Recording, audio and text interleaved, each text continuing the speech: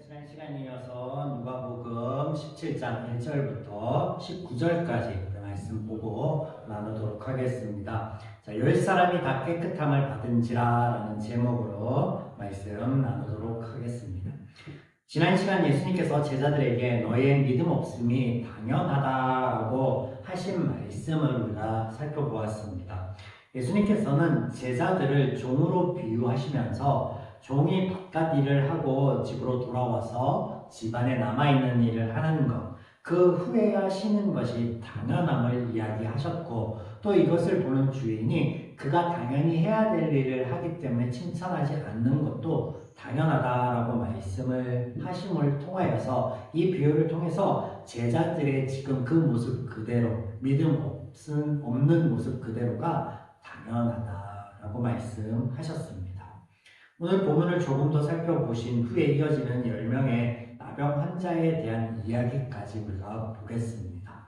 사도들 12명의 예수님의 제자들은 예수님께서 모든 제자들에게 하신 말씀, 또 바리새인들에게 하신 말씀을 듣고 우리는 저들과는 달라, 우리는 믿음이 좀 있어 라고 여겼을 것이다 라고 말씀을 드렸습니다. 그런데 그들이 이어지는 예수님의 말씀을 듣자 하니 우리에게 조금 더 믿음이 필요하겠구나, 우리에게 중과부적인 믿음을 허락하소서라고 요청하였다라고 본문을 우리가 살펴본 거 기억나시죠? 그렇다면 그들이 이해한 예수님의 말씀은 과연 어떤 말씀이었을까요? 그들을 향해서, 그러니까 첫 대목에서는 따르는 모든 무리들 중 제자들을 향해, 12 사도들을 포함한 제자들을 향해 하신 말씀이었고, 두 번째 비유의 말씀은 바리새인을 향한 것이었고, 그리고 이 제자들에게 하신 말씀, 17장 1절부터 이어지는 이 말씀, 작은 자 하나라도 실족하게 하지 말라, 그리고 형제가 죄를 범하거든 끝까지 용서하라라는 말씀이었는데, 제자들이 듣기에 제가 지금 이야기한 대로 이런 표면적인 말씀으로만 들렸을 것이란 말이에요. 그래서 어떻게 끝까지 용서할 수 있을까? 어떻게 작은 자 하나 실족치 않고 완벽할 수가 있을까? 그럴 수 없을 것 같은데 그렇게 들었을 거란 말이에요. 그러나 예수님의 말씀은 그리 간단하지 않습니다. 새로운 말씀이 아닌 직전에 하신 말씀들과 상관관계가 있습니다. 이것을 염두에 두고 보아야 되는데 1절 보겠습니다. 예수께서 제자들에게 이르시되 실족하게 하는 것이 없을 수는 없으나 그렇게 하는 자에게는 화로다. 여기 예수님의 말씀은 매우 독특한 어법으로 사용되고 있습니다. 흔치 않은 신약성경 그 헬라어 문법 중에 특이한 좀 문법으로 좀 사용이 되고 있는데, 두 개의 부정적 의미를 내포하고 있는 단어를 사용하시므로 하나의 사실을 강조하고 있습니다. 문법적인 문제는 이 정도로만 알고 계시면 될 것 같고, 그러면 여러분 보시기에 이 1절 말씀 중에 어떤 대목이 강조하시는 대목인 것 같습니까? 예수님께서 실족하게 하는 것이 없을 수 없으나 이 대목이 강조되고 있는 거예요. 자, 흔히 이렇게 보면 그렇게 하는 자에게는 화로다, 이 뒷부분이 강조되는 것처럼, 왜냐면 뒷부분에 좀 단어들, 용어들이 좀 세잖아요. 화로다 이렇게 되어 있으니까. 근데 그렇지 않아요. 실족하게 하는 것이 없을 수 없으나 이 대목을 강조하고 계시는 거예요, 원어에서. 자, 여기 실족하게 하는 것이라고 하는 것은 덫을 의미하는데, 이 덫이 없을 수 없다는 말은 덫이 어느 때 어느 시점 딱 산재에 있다라는 거예요. 이 말은 무슨 말이냐면 세상 가운데 산재에 있는 죄와 죄의 원리를 가리켜 말씀하시는 거예요. 모든 사람이 죄인임을 말씀하신 성경에 의하면 모든 곳에 산재에 있는 죄의 원리는 지금 예수님 앞에 모여있는 모든 무리들, 제자들, 또 12 사도들, 바리새인들, 그들 모두가 가려지는 게 아니라 똑같이 죄인, 똑같다. 그래서 그들이 작은 자나 실족하게 하는 일이라고 하는 것은 그들의 삶 가운데 비일비재할 것이다 라고 말씀하시는 것과 같은 거예요. 그래서 그렇다면 모두가 연자맷돌을 목에 매어 바다에 빠져야 된다라고 예수님께서 말씀하시고 계신 것이냐? 그런 말씀이 아니라는 것쯤은 아시겠죠? 그런 말씀이 아니에요. 제 편만함을 말씀하시는 예수님, 그렇다면 다음으로 이어지는 형제를 끝까지 용서해주는 일이라고 하는 것이 12제자들에게 불가능하다라는 것을 아실 거란 말이에요. 그러면 그것을 하라고 하시는 말씀이 아니라는 것도 아시겠죠? 그런 말씀이 아닌 거예요. 세상의 편만한 죄로 인하여 너희는 작은 자라도 능히 실족하게 할 수 있어. 그런 일이라고 너희 안에 비일비재할 거야. 그리고 형제를 온전히 용서하는 일이란 너희에게는 바랄 수 없는 일이겠지. 그런 너희의 상태 내가 안다. 그러므로 이어지는 비유의 말씀이 염려하지 말고 근심하지 마라. 그 상태 그대로 내가 너희를 구원하겠다라고 말씀하시는 거예요. 이해가 되시죠? 또한 우리가 용서에 대한 예수님의 말씀을 다시금 상고해 본다면 제자들은 스스로 돈을 좋아하는 바리새인들과 그들이 갖지 않음을 인정함으로 그것이 그들에게 믿음 있음을 증거 삼고 있습니다. 무슨 말씀인지 이해되시죠? 돈을 좋아하는 바리새인들과 같지 않다, 우리는 같지 않다라고 하는 그것이 우리에게 믿음 있음의 증거다라고 생각하고 있단 말이에요, 지금 제자들이. 근데 오늘 우리의 하나님의 자녀의 백성됨은 제자의 돈은 세상과 나를 구분짓고 저들을 정죄하는 데 있지 않습니다. 그러면 어디에 있습니까? 저들을 이해하고 화해하는 것으로 말씀하시는 거예요. 그러니까 끝까지 용서하고 저들을 실족하지 않도록 너희가 믿음이 있다면 실족하지 않도록 저들을 이해하라 말씀하시는 것이겠죠. 제자들이 아닌 우리 입장에서 이 말씀을 보면 더불어 예수님께서 말씀하신 종이 해야 할 일의 당연함이란 저들 바리새인이나 제자들의 믿음 없음을 아시고 이해하시고 받아주시는 것이 당연하다라고 말씀을 하시는 것이지만 이것이 하나님 편에서는 하나님의 구원사역 저들을 저렇게 이해하고 저들을 있는 그대로 포용하고 받아들이는 것조차도 당연하다라고 말씀하시는 거예요.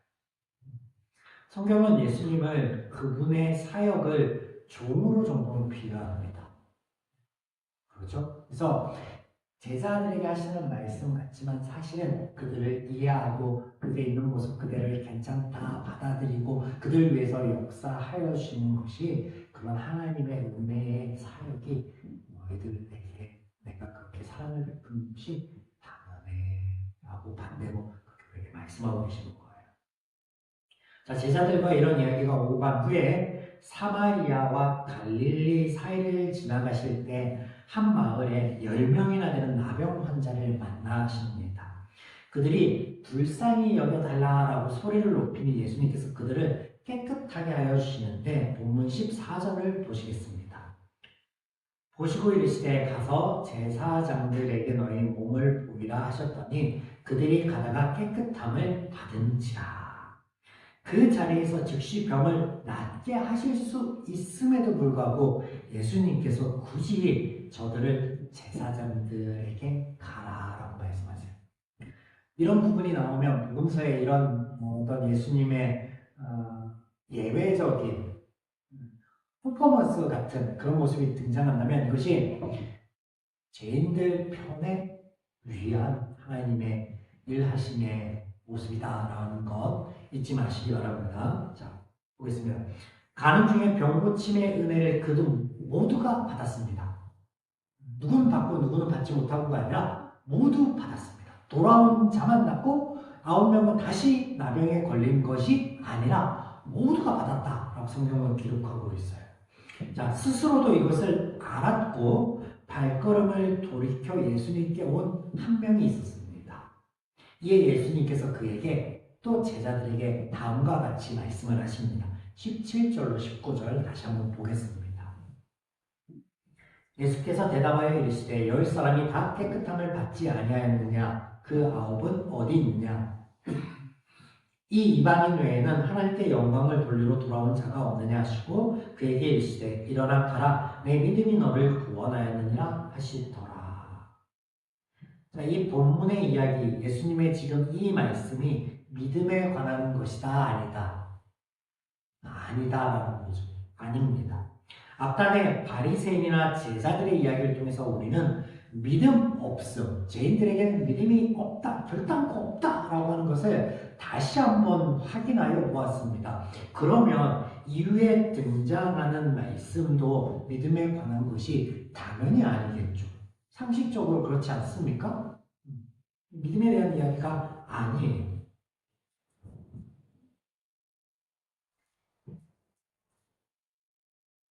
또한 하나님께서도 믿음에 관한 이야기가 아니니 이게 믿음에 관한 것이 아니야 라고 이것을 강조하는 특이한 대목들이 등장하는 거예요. 우리가 눈여겨보지 않는 예수님께 소리 높여 어떤 환자들 중에 누가 끼어 있었습니까? 이방인이 끼어 있었습니다. 이방인. 그렇다면 그들에게 모두 제사장들에게 가라라고 한 그 말씀을 이방인이 과연 알아들었을까요? 이방인이 제사장이 누구야?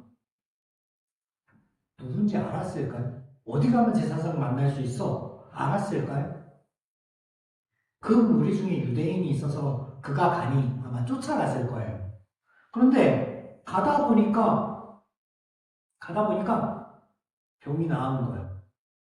모르는 제사장에게 가겠습니까? 예수님께 다시 오겠습니까? 어느 게 더 자연스러워요? 예수님께 오는 거죠. 예수님께 오는 거죠. 성경은 이렇게 이것이 믿음의 이야기가 아님을 우리에게 보이고 있는데 우리는 흔히 단어에만 집중하는 오류를 범합니다. 그렇다면 이 이야기가 왜 등장하고 있는 것인가? 믿음이 있다고 여기는 제자들의 신념 그리고 선민 사상에 빠져있는 이스라엘을 가르치시는 것이에요. 그래서 12 제자들에게 너희 지금 믿음 없는 상태 그대로를 내가 인정하고 받아들이고 있어 라고 말씀하시는 것과 같은 이야기를 지금 하고 있는 거예요. 믿음이라는 것은 너희에게 있는 게 아니야. 구원 또한 너희가 해결할 문제가 아니야. 이것이 하나님의 일이야. 그리고 내가 여기 있지 않느냐. 그 말씀하시는 거예요. 그래서 복음인 거예요. 그래서 복음.